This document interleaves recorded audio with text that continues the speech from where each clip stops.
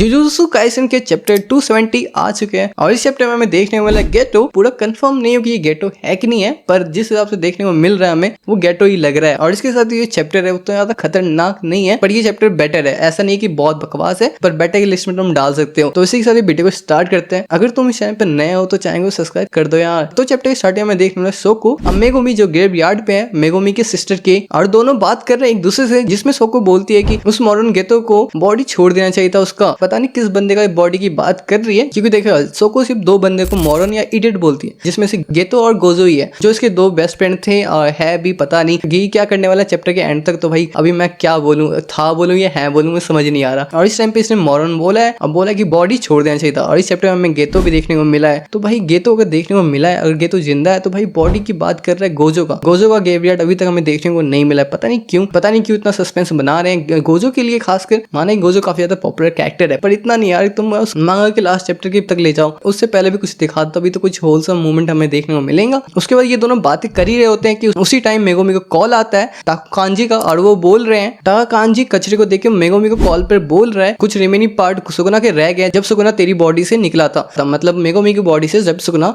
निकला था उस टाइम पे जो कुछ पार्ट सुकुना के रह गए थे, और जो प्रीवियस टेंगिन मास्टर था जो एब्जॉर्ब हो गया था, एब्जॉर्ब सुकुना नहीं करा था। तो क्या अभी के टाइम पे जो टेंगिन समा जो एब्जॉर्ब है मेगुमी की बॉडी के अंदर है, जिसमें उतना में पूछती है टाकाकांजी से कि जो बैरियर है टेंगिन समा का वो टूट जाएगा ऐसे में, तो उसे कैसे रोक किया जाएगा। जिसपे टाकाकांजी बोलता है हम उसे रोक सकते हैं सुकुना रिमेनिंग पार्ट की वजह से, क्योंकि सुकुना ने टेंगिन समा को एब्जॉर्ब किया था, ना कि मेगुमी ने किया था। जिसकी वजह से जो टेंगिन समा जो एब्जॉर्ब था सुकुना के अंदर था, ना कि मेगुमी के अंदर था। जिसकी वजह से ये सारे सुकुना के पार्ट को रख रहे हैं जिससे वो बैरियर को रोक सके। कुछ टाइम तक ही रोक सकते हैं, ज्यादा टाइम तक रोक नहीं सकते हैं, कुछ टाइम तक ही बैरियर रुक सकता है। अगर वही बैरियर कभी ना कभी टूटेगा तो क्या हमें पार्ट 2 देखने को मिल सकता है जुजुत्सु काइसेन का। भाई ये कंफर्म नहीं है, पर जो जिस तरीके से हमें ये देखने को मिल रहा है तो मे भी शायद ऐसा हो सकता है कि पार्ट 2 आ जाए, कुछ कंफर्म नहीं है। पर इसके बाद हमें देखने को माँ की जो डाइडो से मिलने जाती है और उसे अपना स्वॉर्ड दे देती है। जो डाइडो बंदा है वो बंदा कर्ज को देख नहीं सकता, पर फिर भी ये बंदा इतनी सारी कर्ज से उस सबसे लड़ता है। अब बहुत ही गंदी तरीके से लड़ता है, मतलब बहुत गंदा हाल कर देता है कर्ज का। तो समझ लो ये बंदा बहुत स्ट्रॉन्ग है और ये बंदा स्वॉर्ड भी यूज करता है। तो इसी वजह से माँ की अपना कटाना डाइडो को सौंप दे देती है और बोलती है जो कलिंग गेम था वो खत्म हो चुका है, खत्म हो गया, मतलब ऑफ स्क्रीन में ही सारा खत्म कर दिया। मतलब कलिंग गेम कब स्टार्ट हुआ था उसके कुछ टाइम बाद कुछ भी नहीं देखने को मिला, अब खत्म हो गया पता चल रहा है हमें। और ये बंदे उसके बाद बोल रही कि जितने सारे रिमेनिंग कर्सेस थे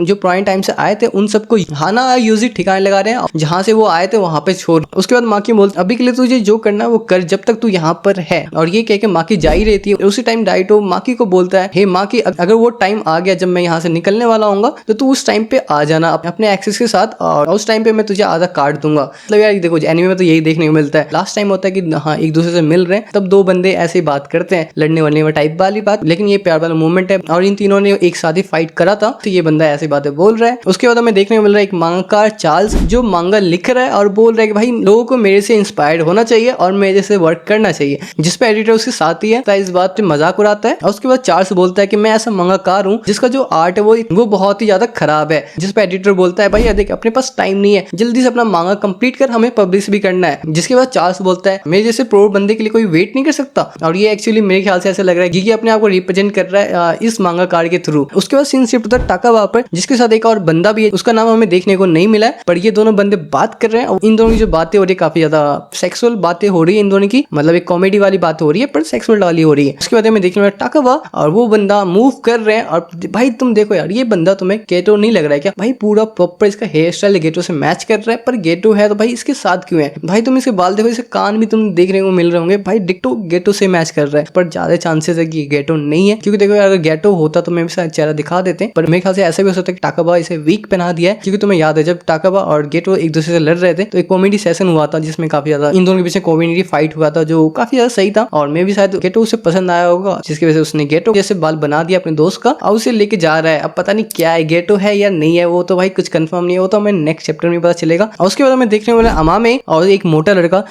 लड़का जो अमामे से माफी मांग रहा है। और तुम्हें याद नहीं होगा ये मोटा लड़का कौन है, तो मैं बता दूं ये बहुत टाइम पहले हमें देखने को मिला चैप्टर में, जिसमें अमामे और ये मोटा लड़का बुली करते थे दूसरे लोगों को, और यूजी की वजह से अमामे चेंज हो गया है और वो बंदा एक अच्छा इंसान बनना चाहता है, मतलब गुड पर्सन बनना चाहता है, जिसकी वजह से वो सॉरी बोल रहा है मोटे लड़के को, भाई मैं तेरे साथ अब नहीं कर सकता बुलिंग करना किसी बंदे को, तो भाई तुम मेरे को माफ कर दे। जिसपे मुझे मोटा लड़का है कुछ भी नहीं बोला और वो सीधा वहां से निकल गया। अब मुझे ऐसा लग रहा है ये बंदा वापस आएगा किसी और चैप्टर में देखने को मिलेगा, वापस आएगा और उसके साथ फिर से रहेगा, क्योंकि ये दोनों दोस्त हैं तो मे भी शायद वो भी बंदा चेंज हो जाएगा अमाया की वजह से और ये दोनों एक अच्छा पर्सन बन के रहेंगे। मुझे ऐसा लग रहा है नेक्स्ट चैप्टर में ऐसा देखने को मिल सकता है। और उसके बाद हमें हिगुरुमा देखने को मिल रहा है, जो बंदा अभी के टाइम पे लॉ भी कर रहा है और सोर्सरर का भी काम कर रहा है और उसे करना भी चाहिए। एक महान लॉर्ड सुकुना ने उसे प्रेज किया था, सुकुना ने तुम्हें प्रेज किया था भाई, तुम्हें उस काम पे लिटरली अपना पूरा मन लगा देना चाहिए। तो वही बंदा अभी के टाइम पे सोर्सरर पर भी काम कर रहा है, तो मे भी शायद वो और भी ज्यादा अपने आप को इंप्रूव कर सकता है। उसके बाद हमें देखने वाला है एंजल और मेगोमी की बातें, जिसमें मेगोमी आता है एंजल के पास और बोलता है कि मैं तेरी सारी रिस्पॉन्सिबिलिटी को ले लूंगा और मैं अब से तेरा दूसरा हाथ हूँ। और उसके बाद ही भाई ये बंदी ब्लश हो जाती है। उसके बाद वो बंदी बोलती है कि क्या मैंने शादी सुना क्या,